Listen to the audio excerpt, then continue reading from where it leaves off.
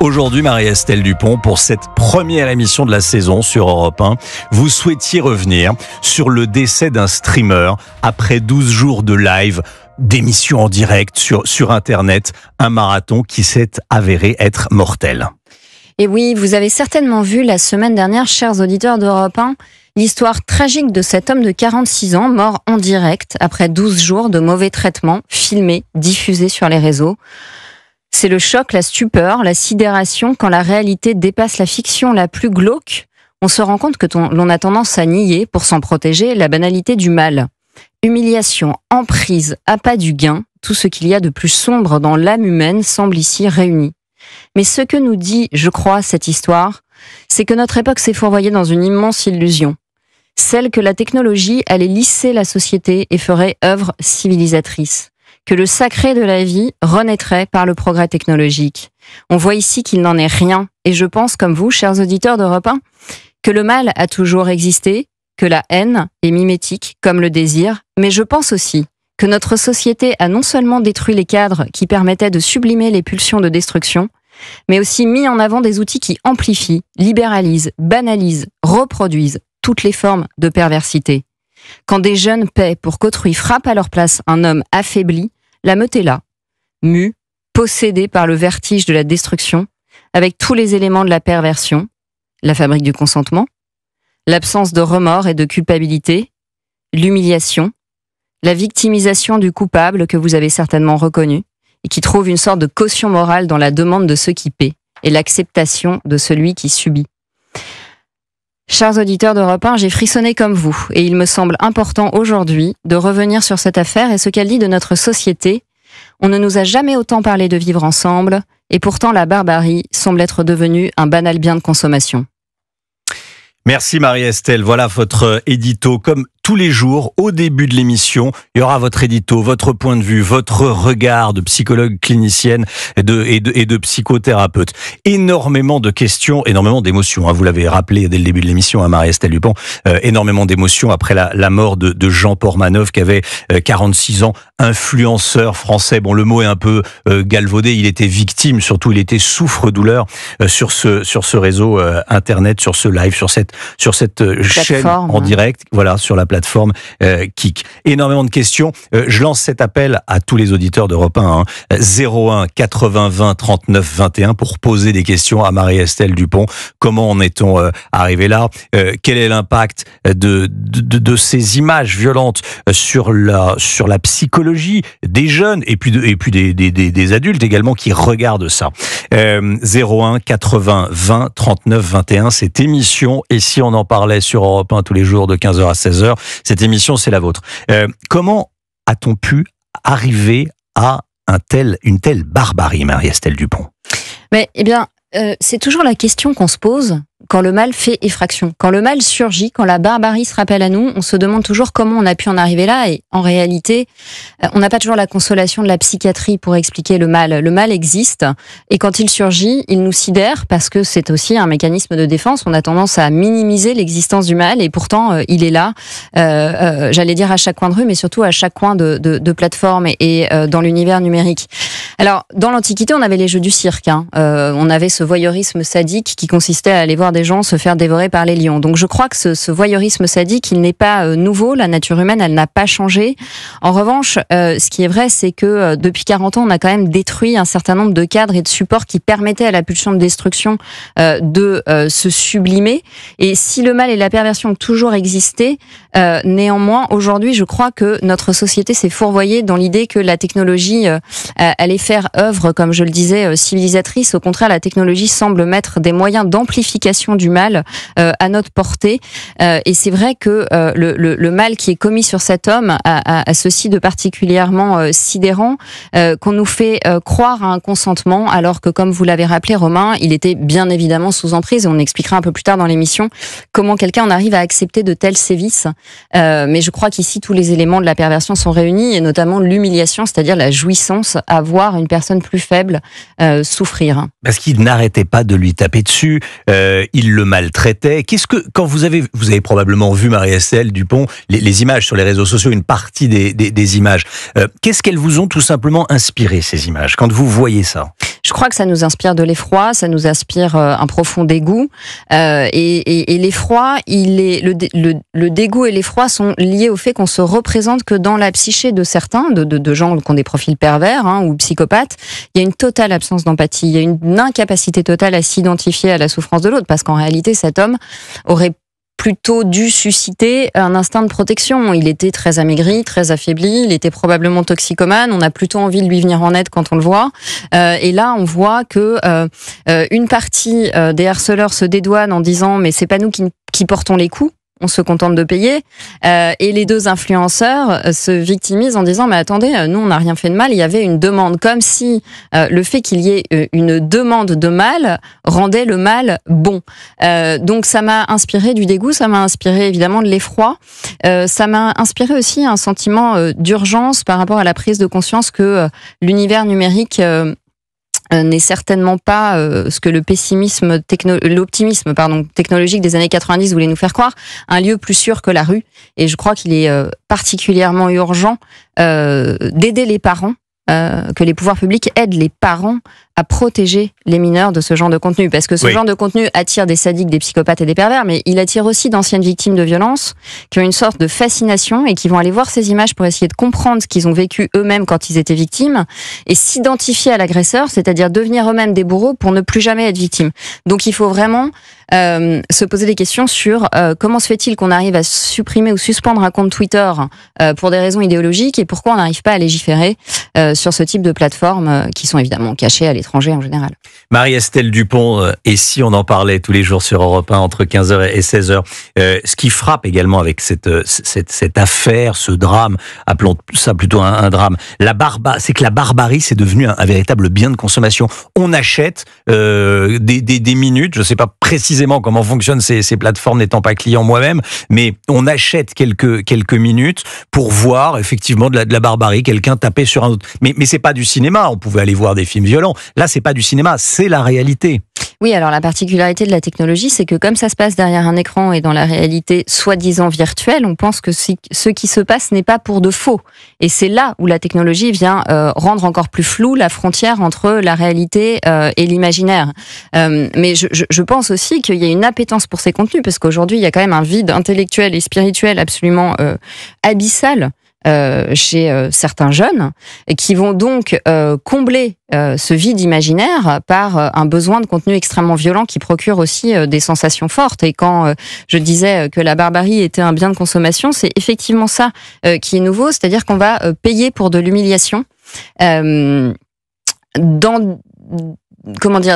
une mesure qui n'était pas peut-être le cas avant, où on avait encore une vague notion du bien et du mal. Je crois qu'aujourd'hui, on a tellement dévalorisé, désacralisé la vie et tellement aboli cette différence entre le réel et l'imaginaire, mais aussi entre le bien et le mal, que ça ne semble pas problématique d'humilier un homme, puisque cet homme aurait dit oui. Et là, je crois qu'on arrive à un problème à la fois psychologique et juridique qui touche aux deux disciplines, qui est la question du consentement. On voit bien la fragilité du consentement. Est-ce que Jean Pormanoff était en état de donner un consentement, ou est-ce qu'on confond le consentement et l'acceptation? C'est pas parce qu'il a accepté qu'il était consentant. C'est-à-dire que je pense que quand un être humain perd à ce point la notion de sa dignité et de son intégrité, c'est qu'il est dans un état psychologique de fragilité et de vulnérabilité tel que la morale voudrait qu'on ne lui demande pas son consentement, qu'on s'interdise de commettre ce type d'acte. La morale, oui. La morale, oui. La morale, oui. Voilà. Après, la morale sur ce type de plateforme, visiblement, effectivement, non. Une question, Marie-Estelle Dupont. Peut-être que les auditeurs se la posent cette question. Est-ce qu'on est tous susceptibles, si c'est la nature humaine en réalité, est-ce qu'on est tous susceptibles d'être clients de ce type de vidéos? Alors après, il y a des barrières parce qu'en fait, on a une éducation, on a, comme vous dites, une morale, on peut avoir une religion qui va pas nous l'interdire, mais qui fait qu'on a des certaines valeurs. Mais est-ce que au fond de nous, on n'est pas tous des animaux? Est-ce qu'on n'a pas tous cette appétence pour ce type de spectacle? Alors, on a tous la potentialité du mal en nous. En revanche, on a des traits de personnalité qui nous protègent de certains passages à l'acte ou de certains plaisirs. C'est-à-dire que pour un certain nombre d'entre nous, le visionnage, par exemple, de films d'horreur ne procure aucun plaisir, mais plutôt un sentiment d'angoisse et une envie de s'enfuir. C'est-à-dire qu'en fonction de vos capacités d'empathie, d'identification à la souffrance de l'autre, ça va ou non vous procurer de la jouissance. Donc la grande différence, elle est dans cette capacité d'empathie et puis dans cette conscience morale, dans ce sentiment de culpabilité et de responsabilité qui est accessible à certains. C'est en partie le fruit de l'éducation. Ça n'est pas que le fruit de l'éducation, mais c'est en grande partie évidemment le rôle de l'éducation de donner cette colonne vertébrale psychique à l'individu. Et puis les profils pervers et les profils psychopathiques ont inversé les valeurs, c'est-à-dire que eux, ils jouissent de voir l'autre souffrir. C'est-à-dire qu'ils sont dans un rapport de pure domination et de pure destructivité. Alors justement, tiens, Audrey nous appelle, beaucoup d'appels au standard d'Europe 1, 01 80 20 39 21 pour parler avec vous sur Europe 1 dans Et si on en parlait, Marie-Estelle Dupont. On accueille Audrey. Bonjour Audrey. Bonjour à tous. Bonjour Audrey. Vous nous appelez d'où Audrey ? Je vous appelle de Lyon et je voulais féliciter toute la ligne éditoriale d'Europe 1 qui est comme d'habitude extraordinaire. Mais alors Marie-Estelle Dupont, c'est une pépite. Merci Audrey, c'est vraiment adorable. Pour la rentrée, c'est le cadeau. Alors ça, vous avez mille fois raison Audrey. Écoutez, moi je voulais réagir sur ce qui s'est passé. Déjà, je crois que l'information a été relayée, mais la première chose, c'est imaginer l'état de sa pauvre maman qui, pour dernière image, a l'humiliation de son fils qui demande à ce que ça s'arrête. Aujourd'hui, c'était quelque chose qui était assez connu, je crois, sur le dark web, c'est-à-dire qu'il y avait des gens qui payaient pour cela, mais on avait l'impression que c'était détaché de la société, c'est-à-dire que c'était vraiment des profils sociopathes qui allaient lâcher, j'imagine, leur passion, voilà. Mais on avait l'impression on en était protégés. Et là, finalement, le fait que ce soit des réseaux sociaux qui soient entre guillemets non cachés, on se dit déjà, c'est-à-dire qu'il n'y a plus de honte. Banalisation du mal, vous en avez parlé, et puis de toute façon, on voit bien que de plus en plus de personnes sont vulnérables. Il y a toujours la personne vulnérable et les personnes qui essayent d'en abuser, d'en abuser, puisqu'on voit aussi avec les dérives sectaires qui pullulent sur les réseaux sociaux. Mais là, en plus, il y a une forme c'est débridé, c'est-à-dire que là, il n'y a plus de honte, on ne se cache plus. Non, il y a presque une revendication, c'est-à-dire ça fait un peu penser au Possédé de Dostoïevski. On dirait que c'est un groupe qui est plus uni par le mal commun que par le bien commun, et ils partagent cette excitation commune devant l'humiliation, ce qui prouve à quel point ils sont dangereux. Mais je suis d'accord avec vous, ça nous a montré qu'il y a des verrous qui ont sauté et que finalement il y a une banalité, et que un petit peu d'ailleurs dans un autre domaine comme le procès de Gisèle Pellicot a montré que finalement c'était des profils de Monsieur et Madame Tout le Monde qui pouvaient basculer dans cette jouissance sadique, et ça nous montre aussi que finalement l'injonction à jouir sans entrave de mai 68, quand la technologie lui apporte certains outils, finalement ça peut basculer dans cette levée de la honte qui est la honte, c'est quand même le tabou social qui fait qu'on va s'empêcher de faire certaines choses, au moins pour sauver l'honneur, si on n'a pas d'empathie. Audrey, c'est très important ce que vous soulignez. Le manque de l'empathie qui vient aussi avec le manque de spiritualité, je trouve, dans une société de plus en plus matérialiste et qui prend plaisir dans des choses sadiques finalement. Bien sûr. Audrey, vous avez vu les images, vous, sur les réseaux sociaux ? Je les ai vues, mais floutées. Moi, je supporte pas. Et comme disait Marie-Estelle Dupont, je fais partie de ces gens qui ne supportent pas les films d'horreur ou les films d'angoisse. Ah oui. Oui, donc effectivement, là, faut effectivement pas regarder. Quand vous avez entendu parler de la mort de Jean Pormanov, vous êtes dit quoi ? Vous connaissiez déjà ces vidéos, vous ? Non, mais vous savez, c'est live, c'est des émissions en direct sur Internet ? Non, mais je suis sûre que ça va se démocratiser parce que ça me fait penser à ces jeunes enfants qui se sont harcelés en fait à l'école, et j'ai l'impression que c'est un peu le même phénomène qui se passe, c'est-à-dire un petit peu la victime commune pour se narcissiser et sans se rendre compte. Il y a un côté très immature, je vous le dis, détaché de l'empathie et enfin, on voit comment ça se passe de plus en plus dans la rue, dans l'école, on se fait agresser pour rien. En plus, on nous parle de la violence de la société, mais regardez ce qui nous est proposé sur les contenus des réseaux sociaux et ce qui buzz d'ailleurs. Et que fait l'Arcom? Parce que l'Arcom, elle est très contente de faire supprimer la première chaîne de la TNT. Elle est très contente, elle est très agissante sur certaines choses, mais on l'attend sur, je sais pas moi, les dérives sectaires, le harcèlement, la forme débridée de violence qui se passe sur Internet, et là on la voit pas. Merci beaucoup Audrey. Merci Audrey. Merci de nous avoir appelés depuis Lyon, 01 80 20 39 21. Marie-Estelle Dupont, et si on en parlait tous les jours, votre nouvelle émission 15h 16h sur Europe 1, puis sur le podcast bien sûr et sur l'application Europe 1. Audrey nous en parlait à l'instant, la maman de Jean Portmanov. Bien qu'il ait fini par confier à sa mère son épuisement, Jean Portmanov avait consenti à l'origine à ce dispositif. Il avait dit oui. Ça pose la question de la manière dont les plateformes numériques tirent profit de la souffrance psychique. Et ce que vous nous dites, c'est que l'être humain est habité par un désir de reconnaissance. C'est ça qui a pu motiver Jean Portmanov. Alors non, j'en parlais pas dans ma tribune. Je parlais pas du désir de reconnaissance de Jean Portmanov, mais des bourreaux.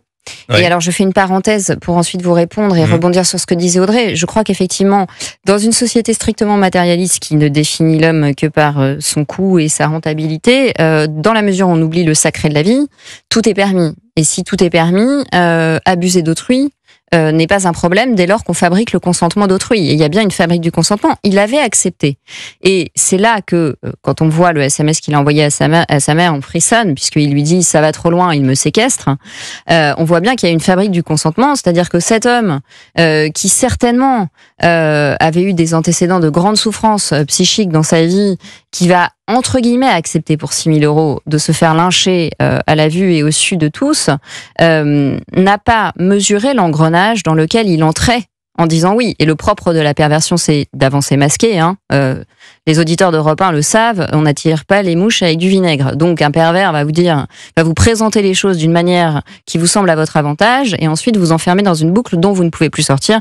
Et Jean Portmanov en est un tragique exemple. Donc son discernement, son estime de soi, tous ces éléments concouraient à ce qu'il n'ait pas les capacités de donner son consentement. C'est comme quand on dit qu'un enfant de 6 ans serait d'accord pour qu'on mette des photos de lui sur les réseaux sociaux. C'est faux. Peut-être qu'il accepte en disant oui, mais il ne consent pas dans la mesure où il n'est pas en mesure d'évaluer ce que ça représente. Donc je pense que de la même manière, on doit bien avoir à l'esprit quand on parle de consentement, de faire rentrer le consentement dans la loi, etc., que qui dit consentement, dit chez les pervers fabrique du consentement, c'est-à-dire qu'une personne vulnérable, traumatisée, malade, diminuée, elle peut demander, elle peut accepter, elle peut réclamer des pratiques sans qu'on puisse dire que son consentement est total, parce qu'elle est vulnérable, et c'était véritablement le cas de cet homme qui s'est retrouvé dans un engrenage diabolique, disons-le. Ouais. Vous le rappeliez à l'instant, les gens qui regardent cette vidéo payent, c'est pas gratuit, ils payent pour regarder cette vidéo, pour regarder les victimes se faire taper dessus, se faire violenter, se faire humilier. Là, ça s'est terminé de façon tragique. Quel est le profil de ceux qui consomment ce genre de contenu? Qu'est-ce qu'on va regarder? Qui est une petite curiosité pour regarder 10 secondes d'une vidéo sur le réseau X. Vous voyez, là, il y a eu des petites vidéos pour voir de quoi on parle. Mais là, ce sont des gens qui regardent des heures entières. Alors, non seulement qui regardent, et qui ont une double jouissance sadique de faire taper l'autre par procuration, donc de se dédouaner d'avoir porté le coup, mais de payer pour que quelqu'un d'autre porte le coup. Et là, on voit vraiment le côté sombre de l'âme humaine, et je pense que c'est le fait qu'ils payent, et peut-être ce qui choque le plus les auditeurs d'Europe 1, c'est-à-dire qu'on voit bien comme ces profils-là partagent une excitation commune devant l'humiliation, un vertige de toute puissance.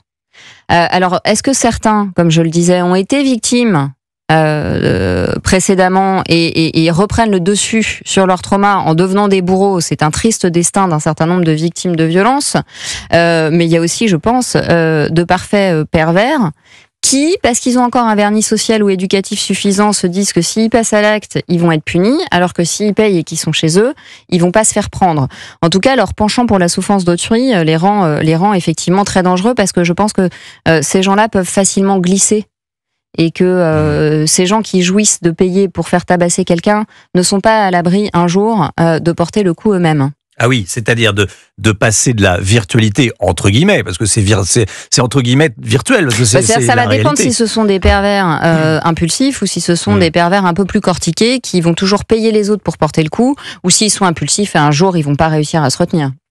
Les deux influenceurs à l'origine des humiliations, Owen Sena-Zandotti, alias Naruto, et Safin Hamadi, alias Safin, se sont lamentés sur les réseaux sociaux de ce drame lugubre qu'ils ont pourtant provoqué. Ils ont dit regretter. Mais que vous inspire leur attitude, Marie-Estelle Dupont ? Le dégoût que m'inspirent toujours les pervers, c'est-à-dire cette capacité qu'ils ont une fois qu'ils sont démasqués, et les auditeurs d'Europe 1 doivent penser à des cas qu'ils ont rencontrés dans leur travail ou dans leur vie privée, à devenir immédiatement la victime. Il y a cette inversion victimaire. Mais c'est pas de ma faute, on m'avait demandé, mais c'est lui qui a réclamé. Mais il y a des gens qui ont payé, donc évidemment jamais de remords, jamais de culpabilité, jamais de ce sentiment. La plupart d'entre nous, quand on fait du mal à quelqu'un, la première chose qui nous meut, c'est le désir de réparer, de s'excuser et si possible de réparer le mal qu'on a commis. Le pervers, il se fait toujours passer pour victime. C'est toujours de la faute de l'autre si il a fait du mal. Et d'ailleurs, il a pas fait du mal, c'était pour le bien de l'autre. Donc il regrette pas.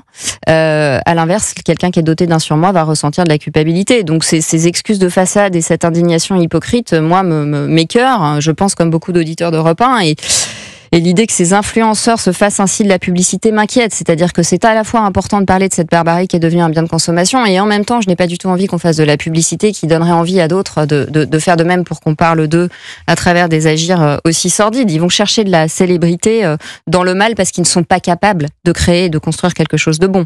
Jamais de remords. D'où ça vient ? Ça vient de l'éducation, ça vient de la morale. Comment on en vient à devenir un tel personnage ? Eh bien, je pense que le mal est un mystère de l'existence humaine et qu'il a une part d'inné et une part d'acquis. C'est-à-dire que l'éducation familiale et puis les cadres symboliques dans la société, l'importance du sacré ou pas dans une société. On voit bien comment la société moderne a mis à bas tous ces cadres, va aider la destructivité naturelle chez l'être humain à se sublimer, à se déplacer, à se transformer peut-être en sketch, en jeu, en pour de faux.